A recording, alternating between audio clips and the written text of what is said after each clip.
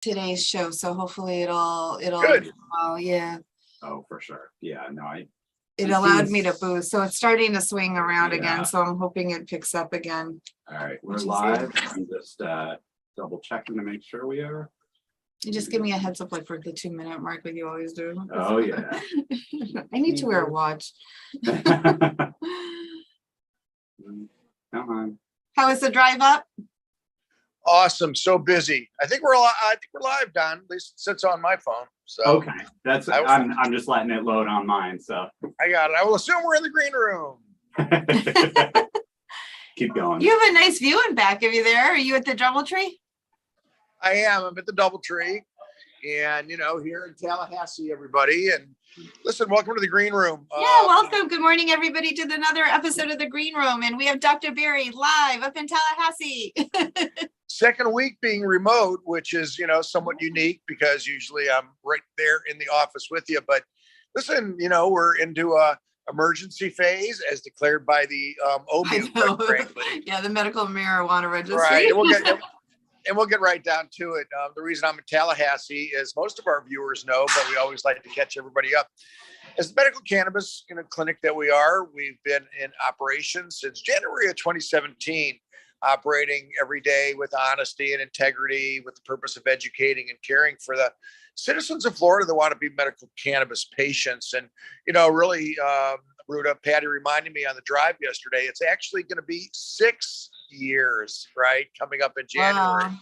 Right. So we have an established program here in Florida, but the Office of Medical Marijuana Use, who literally controls the program, has continued to control the program really without any input, from the players in the game, the patients, the caregivers, the doctors. And what happens is, from time to time, they drop very deleterious policies, let's put it that way, and they do it in a fashion that's very insulting to patients and the clinic doctor offices. Our staff, my clinic, thank you. Even when I was on vacation last week, we have learned the system. We're here to talk today about the system, reassure our patients about the system, and speak to the future. I am here today. Yeah, we want to hear why you're here. Why are you up in Tallahassee today? I'm in Tallahassee today. Very honored to be asked by Commissioner Freed to speak at the Department of Agriculture and Consumer Services news conference discussing the medical cannabis program. Only doctor speaking, unbelievable honor, representing 740,000 patients and the doctors in the state that do this is not something that I take without significant consideration, responsibility. There's a lot of poop to step in out there. I love the green room for the purpose of getting me ready to make a lot of the comments that I'm going to make later on today. And, Rudy, let's just start. And, we always do a little bit of politics, in the green room. I just think right now to start my talk, it's so difficult even to discuss the freedom of choice issues and the doctor-patient relationship. That really is what should be the primary discussion that's involved here. And that's so difficult. It's so difficult in Florida right now, if not nationally, because we have leaders in the state, of course, who want to have families and individuals be able to make decisions about masking and vaccination and things like that.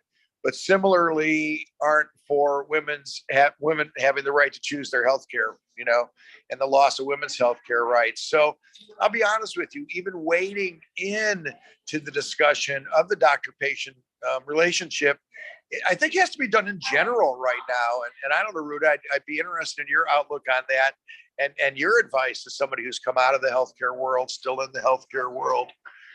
Jody James, say hello. We got a lot of, hey, we have a lot of advocates up here today, also going to the news conference. Sign the petition, everybody, and we'll talk about that for sure. Yeah, we'll talk about but anyway, talk to me about what we were talking about, Ruta, to the extent that generality of the doctor-patient relationship and really the dicey way and kind of you have to view it these days here in Florida, I think not only Florida, I think of the whole United States. I think, it's getting very frightening where the government is telling physicians what to do with patients. It's a very dangerous territory. And I think it's got to stop. Who are they to tell a physician and the physician's patient what they can dose, what they can give, what procedures they can have, what's best for them, for their life? I don't know. It's really funny because you hear the other side is always like, okay, so everybody on the show knows I'm obviously a Democrat, but for the Republicans, I have many friends who are Republicans. I'm sorry, the Republican Party always stood for less government. You're getting it shoved down your throats now to the point where they're going into your house and they're actually telling you what you do with your bodies and what you do with your health care. I don't know. I find it's a very dangerous slope we're on. And I think the physicians of the United States, the physicians need to unite, and healthcare workers need to unite and say, you know what, this is our relationship with our patient, and the government has zero to do with this. And they got to stop. And these legislators have got to be stopped by making decisions that ultimately affect a patient. And for the people who vote, look who you're voting for. If they're voting against you having any rights, don't vote for those people. I mean, this is what it comes down to. And I think obviously it's not even just a women's issue anymore. I mean, it obviously hits more women than not for this, but it affects everybody, every man and woman, because ultimately if you're taking away rights and protections and all of this for people, you got to stop. And I think you have a really powerful role today, Dr. Berry. I think you need to really address this issue. I think it's one of the main issues is the suppression of being a physician and being told what you can do with your patient. And I think it's a general thing now. It's not even, I mean, cannabis is being touched, but you're right. You're talking, what else are they going to start telling us that we can or cannot have for procedures? And I think it's or for medicine. Imagine like limiting medicine. I find this abhorrent. It's really, it's disgusting. Listen, I just get confused about what the free state of Florida actually means. Yes, and exactly. I don't think you can pick and choose. No. I think you believe in doctor-patient relationship, the ability to make educated decisions with your doctor, and that's what having a choice. And I Right. think the biggest thing is ultimately having a choice.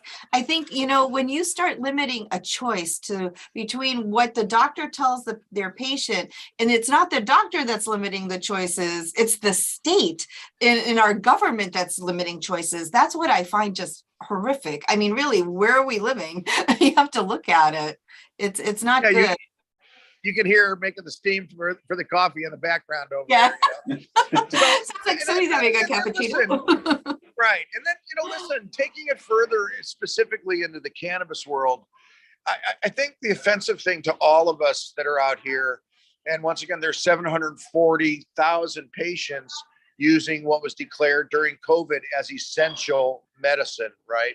So what I tend to do during today's news conference, and I'm not here to throw spears at the OMMU, but I simply want to remind them of the impact of their decisions and their processes as they bring the processes have to forward. I think the process even more so has to be addressed. Yeah, the way No that doubt. they built this mandate of changing the limits on dosing to be rolled over, like the way it rolled out, the way that they did it was ridiculous. I mean, honestly, no business in the planet can operate the way with our government in our offices. And it's healthcare, and it's healthcare, and it is healthcare. It's medicine.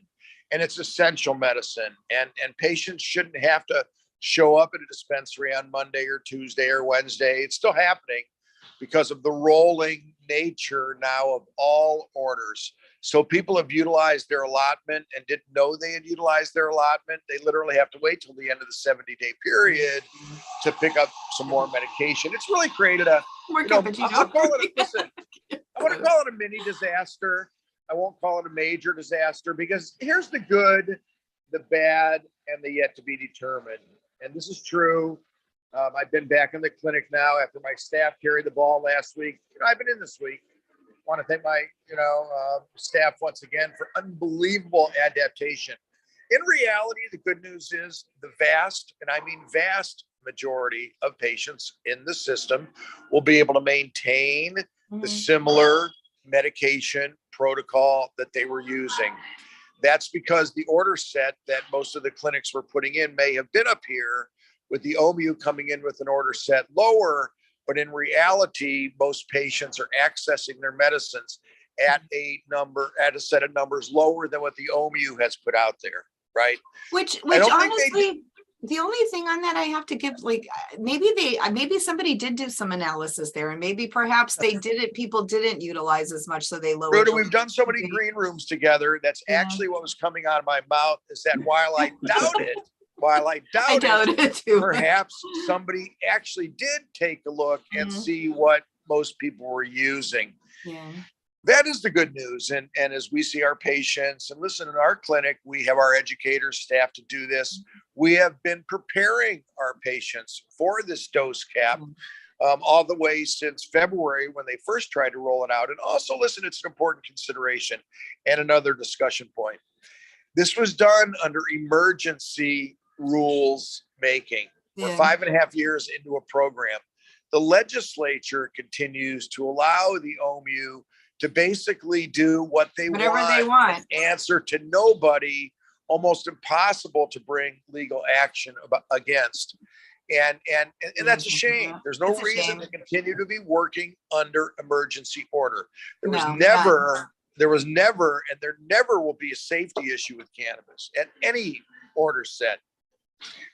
If there's other issues that the OMMU needs to discuss within the system with the doctors, be it telehealth illegally, okay, or which is still occurring on a daily basis. And we hear this from patients. We actually see letters that physicians are sending them that are not playing ball in the correct way, and that they're actually just emailing orders and recertifications via email to patients, which is illegal in the state. So you still have that. So they're not actually catching those outliers that are causing havoc in this industry.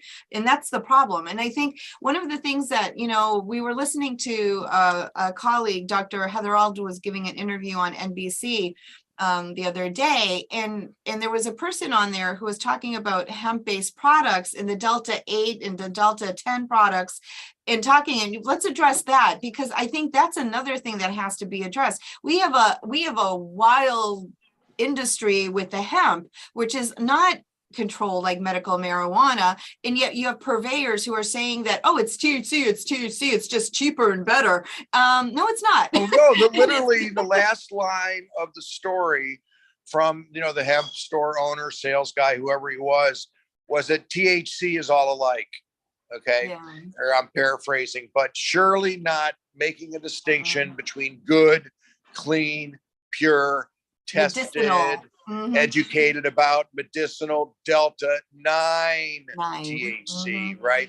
And that's one of the fears, is that by restricting our legitimate medical cannabis patients in Florida, that they will be driven back to the legacy market.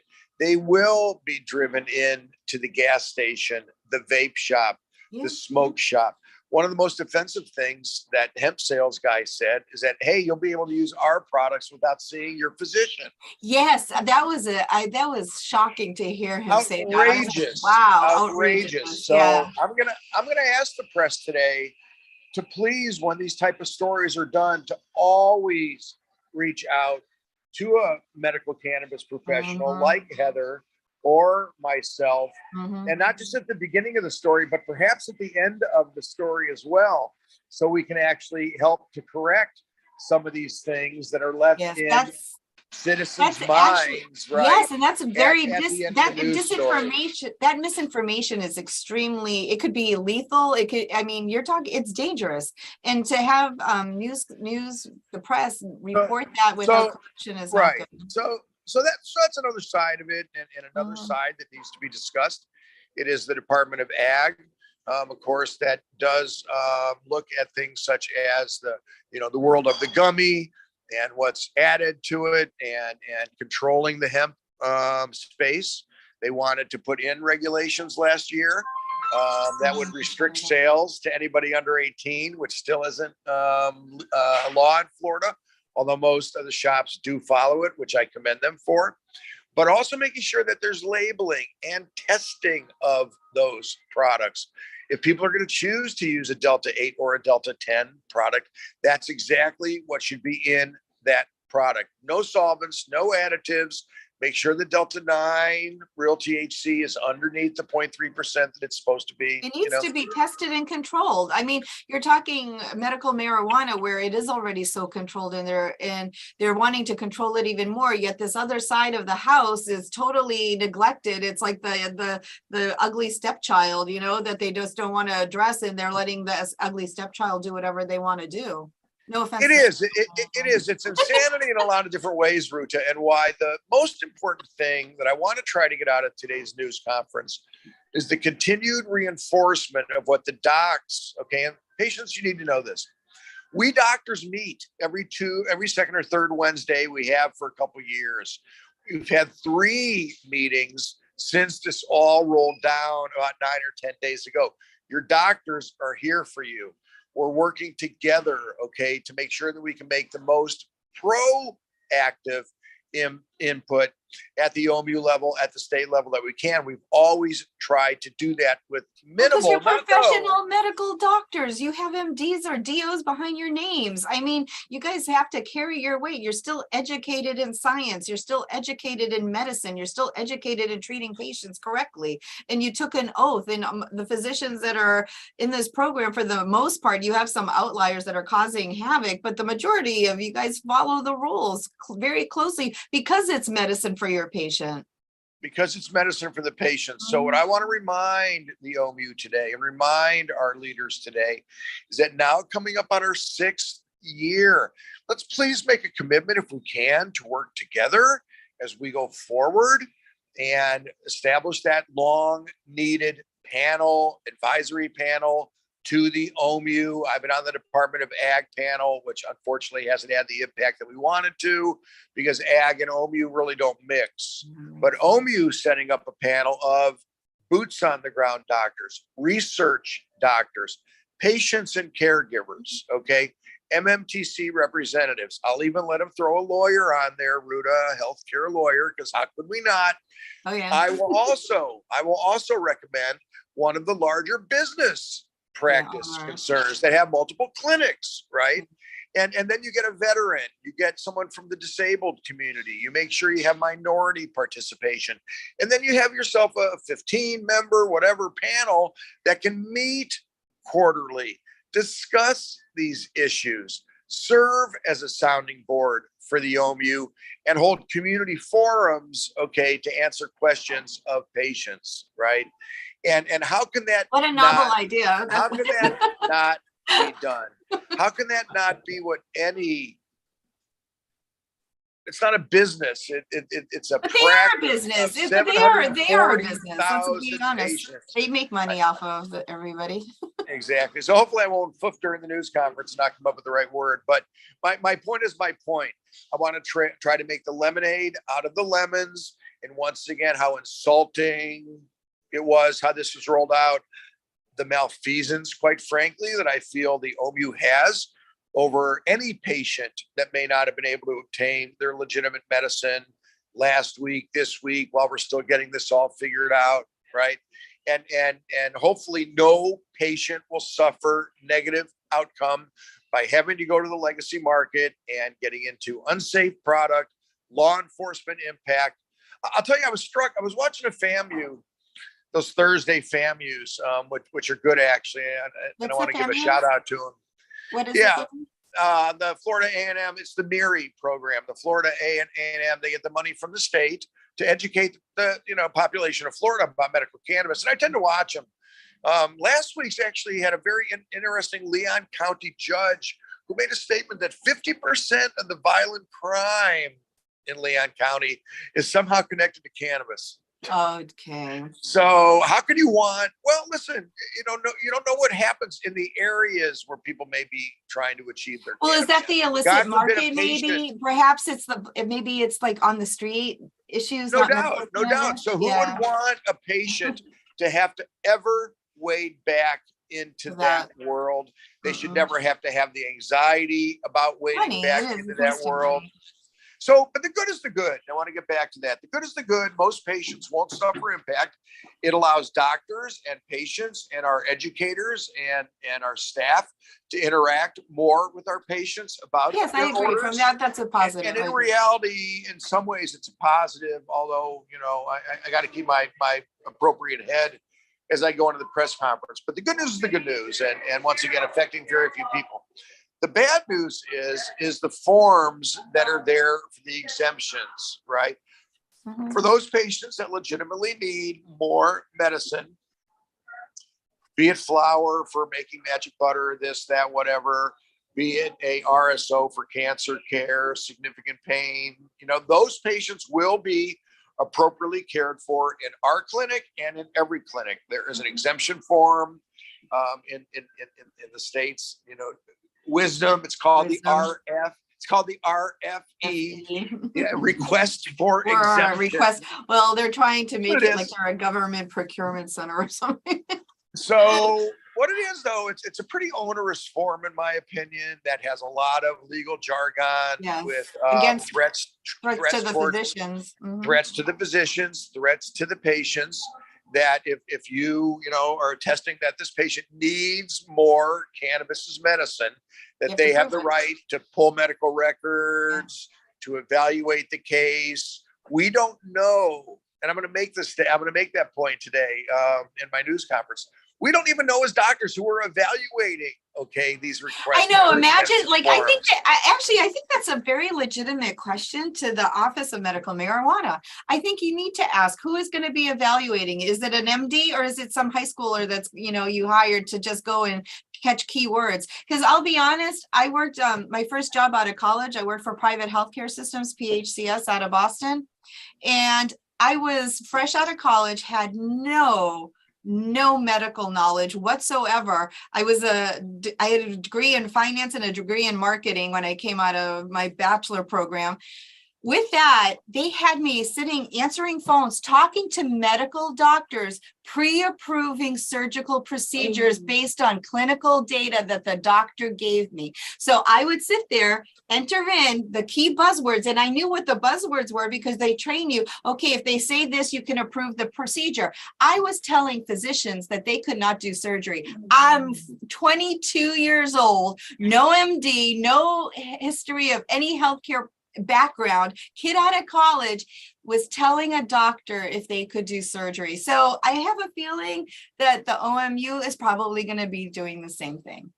Well, in reality, right. Well, listen, in reality, Ruta, we've had to submit many a form for the whole flower, usage of cannabis. They are going to continue to call it smokable, but we've always called it whole flower because of the other uses of flower, the making of a tea, the making of a tincture, things of that nature. Mm-hmm. So here's the reality of it. The bad is the bad. The form is very dicey. Mm-hmm. Patients that will receive exemptions from our practice we'll be looking at very closely and looking at their medical records and making sure that, quite frankly, the state, we have to operate under the system that they've given us. We always have. And we always have. We always will. We'll continue to be an advocate for our patients for safe, legal, educated access within the state's system. Best believe we're going to be there every step of the way to maximize the program for our patients. Here's the yet to be seen. So I call it the good, the bad, and the yet to be seen. The yet to be seen, quite frankly, is what are they up to next? How many new dispensaries will actually be awarded in the next in the next 2 years? They owe us 24 to 28. As most people know, many people may not. The state is obligated by constitutional amendment to award 4 more dispensary licenses for each 100,000 patients. We're at 740,000 patients. We haven't seen a new dispensary license awarded since 2018.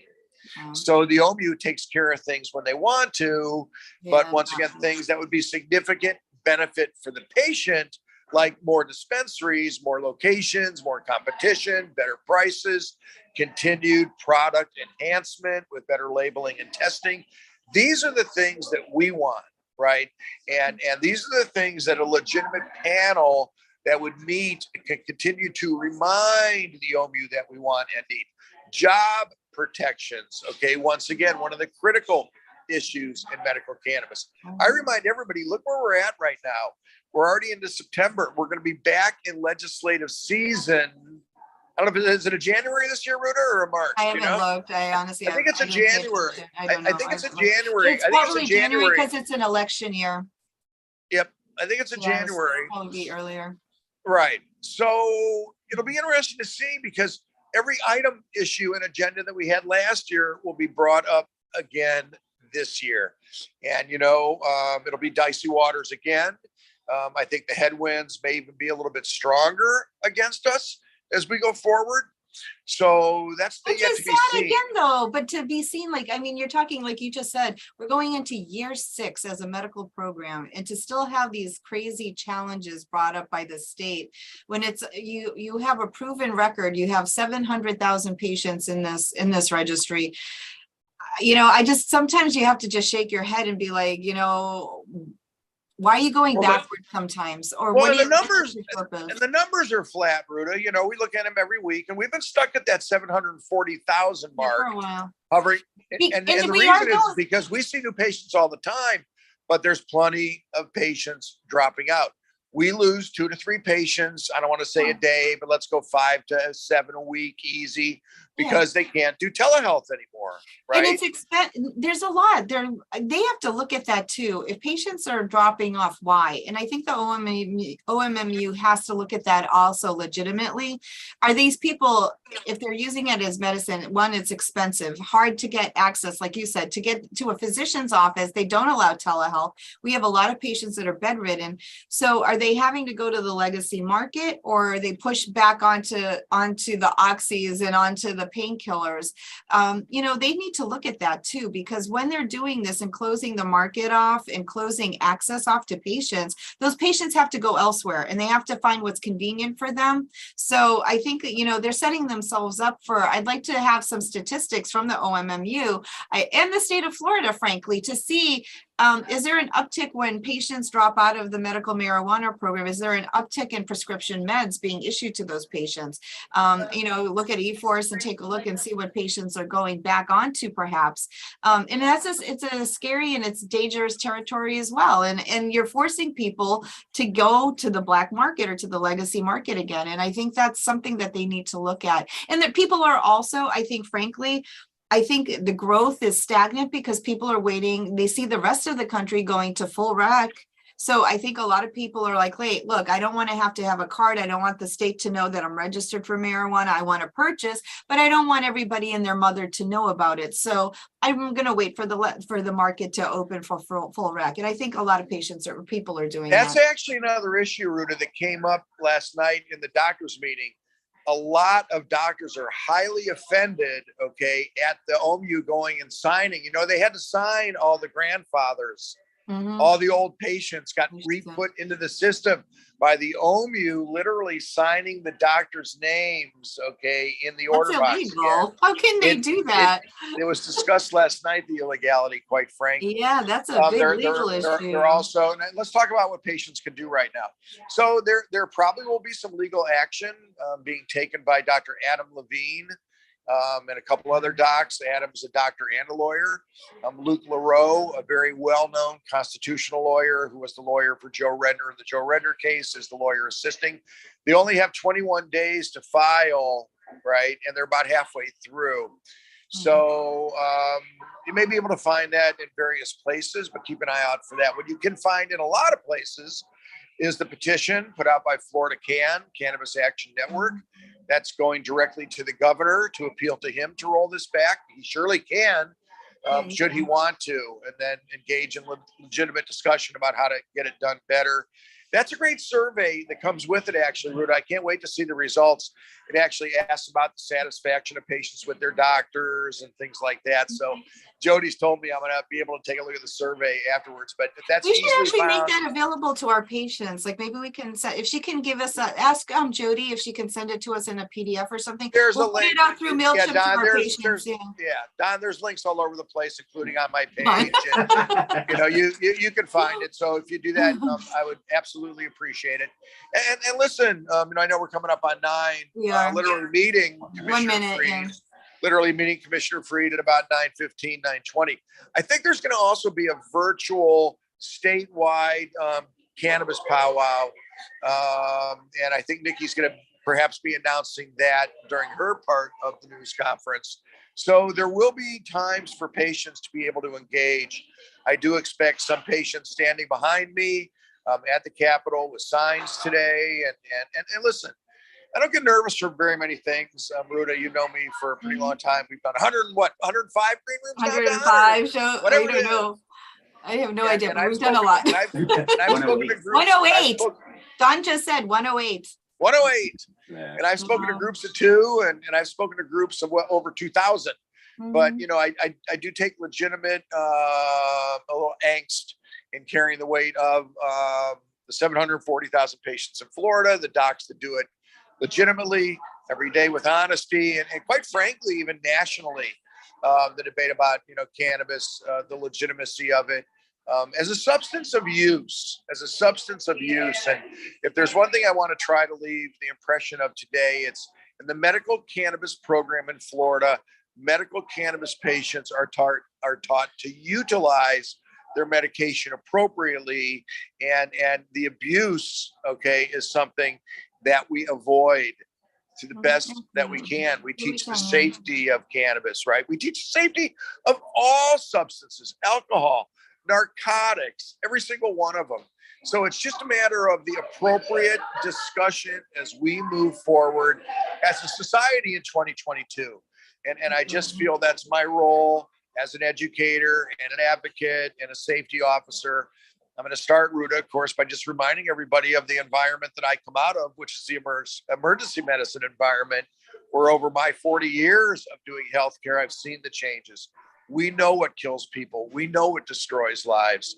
And cannabis, while it is a substance that can be abused, thank God never will kill anybody. And with the appropriate education, abuse can be turned to a very low level, and the utilization of it appropriately as a medicinal product is really what it's all about, what we need to focus on as we continue with the program. So, Well, we wish you good luck today, and we know you're going to represent everybody in the industry really well. We don't even. I got my white coat. I got my white coat out. It's all pressed.